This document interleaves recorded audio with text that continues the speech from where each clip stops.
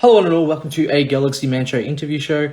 So for my very first guest of this week is this incredible singer and songwriter known by the name of Lucy Shaw. So I'm about to add Lucy into the live now to have a chat with Lucy about her incredible music. So yeah, let's add Lucy in, and here we go. Hello. Hi Lucy, how's it going? Yeah, great. Thanks. How are you? Yeah, really good, thanks. I just want to say first up, thank you so much for taking the time to join my show. It's such a pleasure having you on.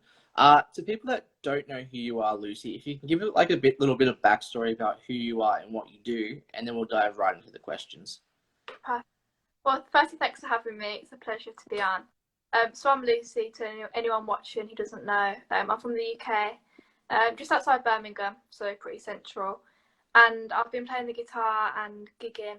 Well, I've been playing the guitar since I was 7, and I've been gigging since I was about 10-ish, for quite a while. I'm 23 now. So yeah, quite a while. Awesome. So we'll dive right into the very first question. So for my very first question, so you have actually created this incredible song back in a couple of years back called Darling Grace. Actually had to listen to it this week, and I have to say your music vocals are so like really inspirational with like the vocal range that you do. What was it like creating Darling Grace, and what's the whole meaning behind Darling Grace? So, Darling Grace is actually one of the first songs that I wrote. Started performing back in the day. I wrote this one about Alzheimer's. So it's a story about a married couple, and the lady has Alzheimer's. Because I know a lot of people, friends who have got grandparents and things with Alzheimer's. So I thought I need to write a song which kind of draws attention to the issue. Well, not the issue, the illness, and is also for a lot of people, because that's important to me that people can relate to my music. Awesome. So on to the very next question. So you have also created this other song called Daddy's Girl. What was like the whole experience like creating Daddy's Girl, and like what's the whole meaning behind that?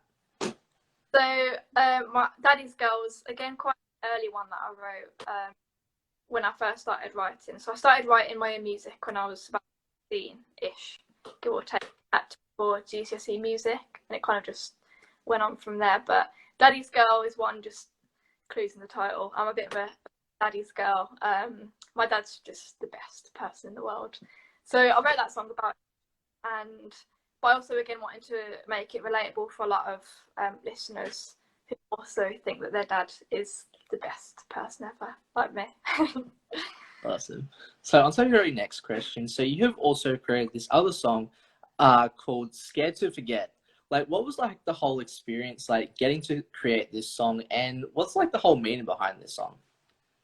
So Scared to Forget was actually one of my first singles that I put out on Spotify. That's quite an emotional one, and one that means a lot to me. I wrote that about my grandma after she passed away. So I wrote that one.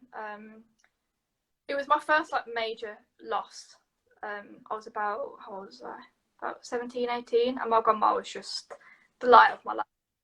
So it hit me pretty hard. And I wrote that about being scared to forget her as a person, like just the little things, like her little mannerisms, the way that she danced around the kitchen on her tiptoes, like all the little things that mean so much to me. I wrote that song because I was just scared that I'd forget those kind of things, and I think a lot of people hopefully can kind of relate to that. Like it's a big, obviously losing someone's hard, but losing your favourite bits about them, the bits that really make you smile, it's difficult. So I wrote a song about that. Awesome. Well, can I just say, it was such a truly incredible song, by the way. And like as I mentioned before, your vocals and everything with your songs that you've created are truly inspirational. And I just want to say, keep doing you. Like you're doing such an incredible job, and it's just truly sensational. Like you really are. Like you have such a positive vibe about yourself, and I just love your music. So I just want to say that first up. Thanks so much. You're very welcome. So on to my very next question. So you have also created a song called Falling in Love with the World. Like what was like the whole experience like creating this song, and like what's the whole meaning behind this? So Fall in Love with the World, that one seems to go down pretty well at gigs. I literally wrote that one. Again, the clues in the title. I'm not very clever with my titles. But that one was just literally about when I finished school. I wrote that one, so it was about finishing school, going to uni, just exploring the world, being a bit more independent, just falling in love with the little things. You know, I've been really lucky to be able to travel a lot in my life, and I've been able to experience a lot of different cultures and cities and countries, and I kind of just bundled all that into one, and it's just to encourage people to just go and travel and see the world and do what you love, because that's important. Awesome. So on to our very next question. So you have also created this incredible song called Dear Teenage Girls. That was such an incredible song, by the way, too. I really enjoyed that song. What was like the whole experience like getting to create this song, and like what's like the whole meaning behind Dear Teenage Girls? So Dear Teenage Girls, I wrote that one when I was about 19, and I think a lot of teenage girls go through a phase where they just think, you know, they look in the mirror and they think, like, well, I kind of look like this, and you know, you go through obviously boys, and just sometimes being a teenage girl is hard, as well as being a teenage boy. Don't get me wrong, but obviously I can't relate to that one. So I wrote this one just to encourage girls who were kind of maybe feeling how I was feeling at the time when I wrote that song. That just be yourself. You're beautiful as you are. I just wanted to write a song that encouraged young girls to be confident in their skin. So that was what that song's about, and that was also released on Spotify a couple of years ago now.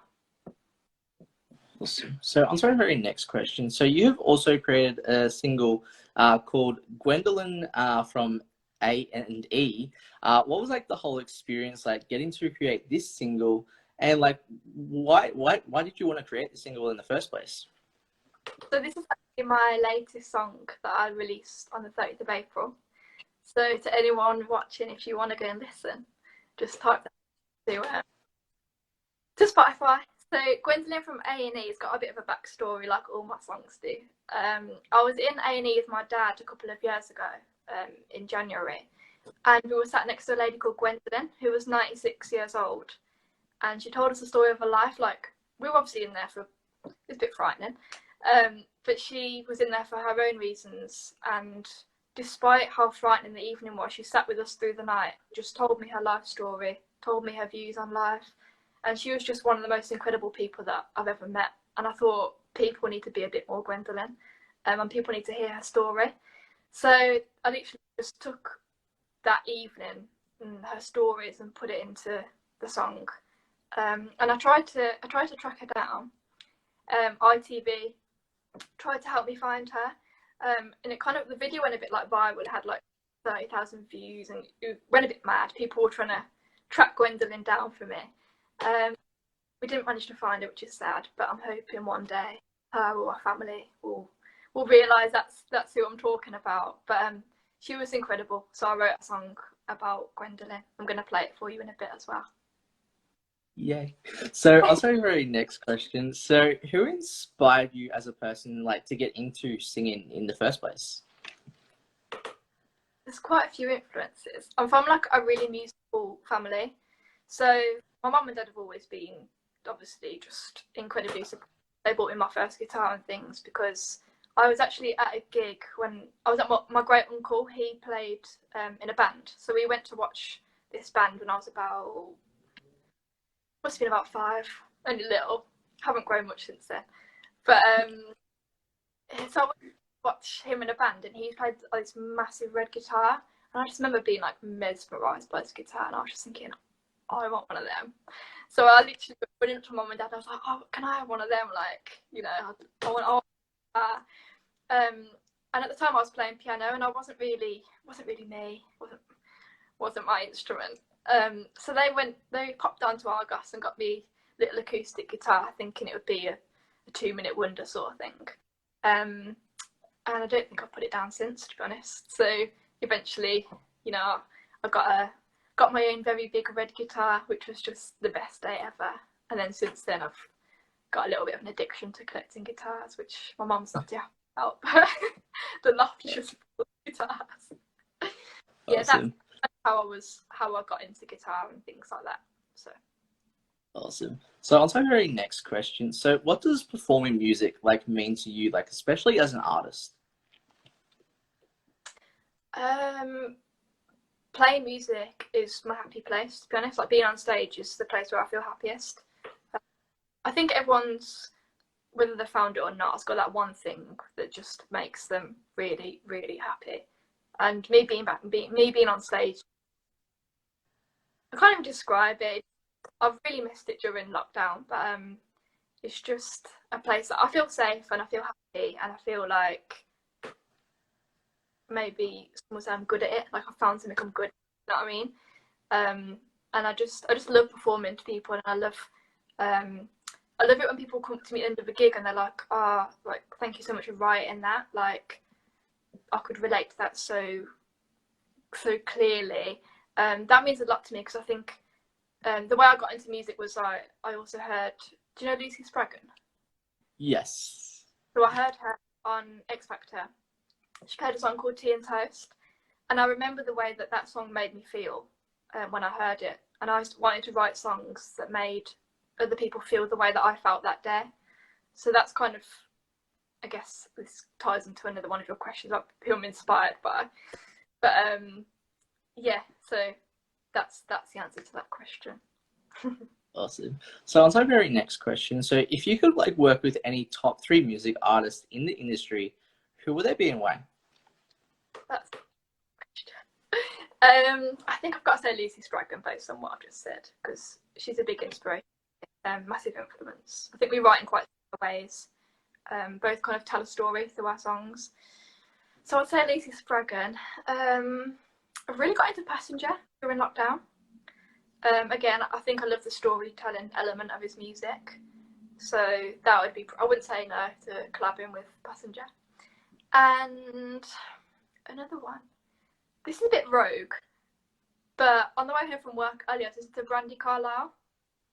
Yes. And he's so clever. She's a lyrical genius. So I think if I've got to choose a third, I'd go with Brandy Carlisle. But if Ed Sheeran wants to collab, no problem. Yes. Fine. Awesome. So on to our very next question. So what have you learned about yourself, like as a person, like especially during COVID? During COVID. My dad, who's watching, will probably say I can talk a lot. He lived with me the first lockdown. What I've learned about myself, probably, I'd say I've had to learn to be patient, because I had a lot of pretty cool gigs booked in for, last summer during like the first lockdown, and it was just hell not being able to go on stage. Like it was just awful. So I think I've learned to actually be patient. I think I've learned to what would I say I've learned? This is a tough question. I say I've learned to appreciate music. I think maybe I took it for granted at times, just being able to just, go out and gig for an hour or go out and busk on a Saturday morning. And I couldn't go and do that. So I think I'd say, yeah, that it's been tough. It's been a tough year, as for everyone. So I think I've learned to appreciate every single time I get to pick up my guitar in public, because like I say, it's the thing that I love doing the most. Awesome. So on to our very next question. So what are like the positive and negatives into the whole music wise to things, and then how do you get through those negatives as a person? Like performing, or?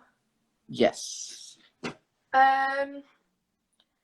Well, I think an easy answer would be stage fright, but I'm a bit of a weirdo. I don't get nervous. Like I don't feel nervous for a gig. Like my sister always says to me, "You're not nervous." See, I could never do that. I'm like, no, like I must be sat having a drink with her before the show, and she'd be like, "I'm worried." No, like I maybe it's to do with experience or what, but I think it's because I'm quite confident in what I do.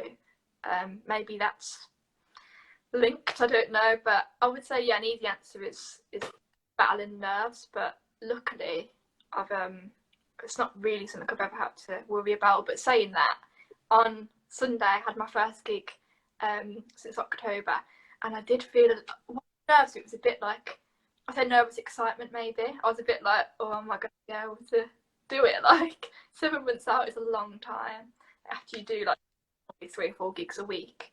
For not doing anything for 7 months, I was a bit like, okay. And my dad wasn't there either. My dad's, I feel a lot better when my dad's in the crowd.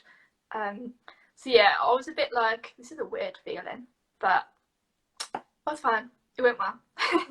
Yeah. Awesome. Well, for my very last question, so you have 2 new releases coming very soon. What can you tell people about your 2 new releases that are coming very soon? So I've got 2 new songs coming out on Spotify. I managed to get in the studio before lockdown last March and record them. So the first one, I'm not sure which order I'm going to release them in yet, but one of them's called Montenegro. And I wrote that about kind of similar vibe to Fall in Love with the World. I wrote that about just going travelling, just doing all the things you want to do, like including the title Montenegro, you know, just go, just the places you've always dreamed to go, and about doing it with that person that's really special to you as well, because I think having a travel buddy just makes things better, doesn't it? So I wrote that in, when was that? Quite a newish one, say about just over a year ago, but it seemed to go quite well at gigs, so I thought, yeah, I should probably get in the studio with this one. So that was that. And then my other one is quite, this is quite a deep one, maybe we could say.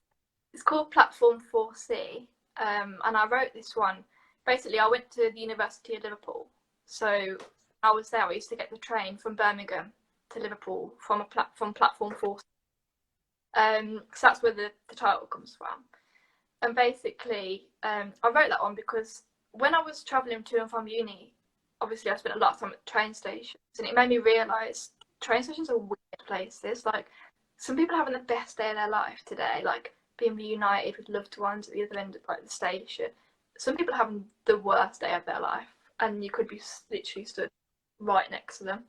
So I wrote that one to encourage people to talk on train platforms, you know, talk about the way you're feeling, and maybe put your phone down and just have a little chat to the person next to you, because before you know, like, you could be the first person spoken to all day, or, you know, I just think train stations are very strange places, and when I'd be walking through and I'd see like someone crying because, I don't know, they're leaving their boyfriend for 3 months, and then someone else crying just being reunited with the granddad.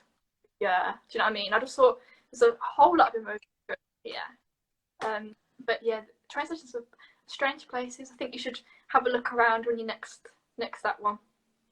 So that's for the release. Awesome. Well, can I just say thank you so much. Would you like to perform your incredible song now? I'd love to. Awesome. Thanks so much as well. You're very welcome. So this one's called Gwendolyn from A&E. And as I mentioned earlier, anyone who's just joined, this is one that I wrote. I was at A&E with my dad a couple of years ago. We were next to a lady called Gwendolyn, who was 96, and she told me the story of her life. It was incredible. So this is her story, and I hope you like it. Does it sound alright? It does, yeah.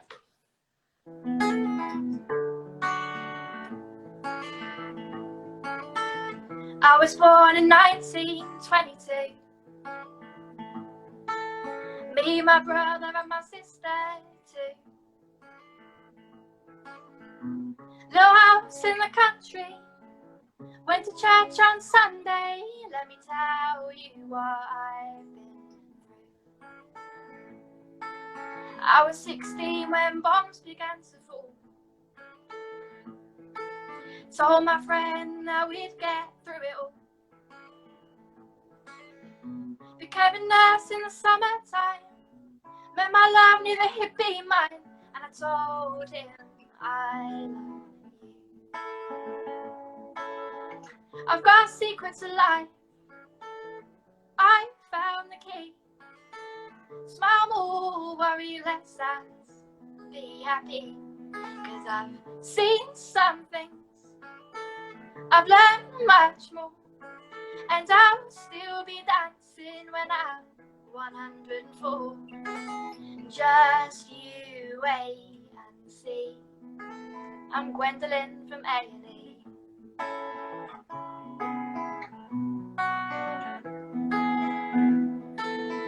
I've been through hard times, I've been through good. I've got 3 children through their childhood.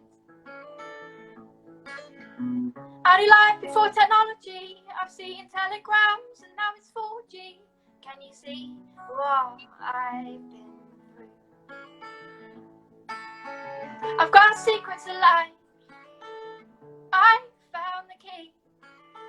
Smile more, worry less, and be happy.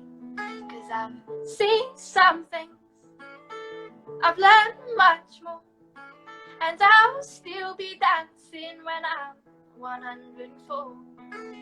Just you wait and see. I'm Gwendolyn from A&E.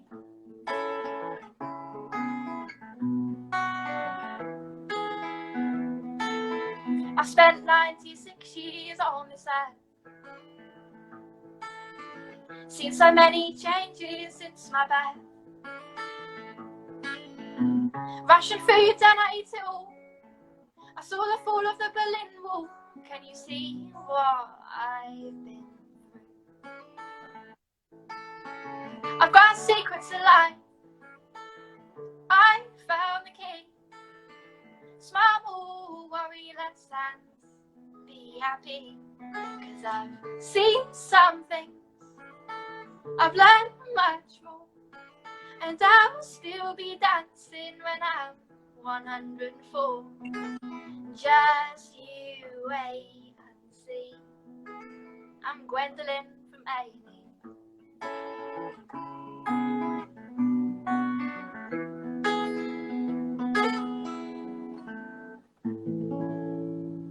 Yes, yes, Lucy. Well, can I just say thank you so much again, Lucy. It's been such an incredible pleasure having you on the show today. Do you have like any last final thoughts that you'd like to say to people on the show? Well, first, thank you so much for having me. I've had a lot of fun, and it's been a pleasure. So thank you. Apart from that, for anyone listening, if you like my music, drop me a little hello and give me a follow, and make sure you check out my music if you liked it. And I hope that you did. Fingers crossed.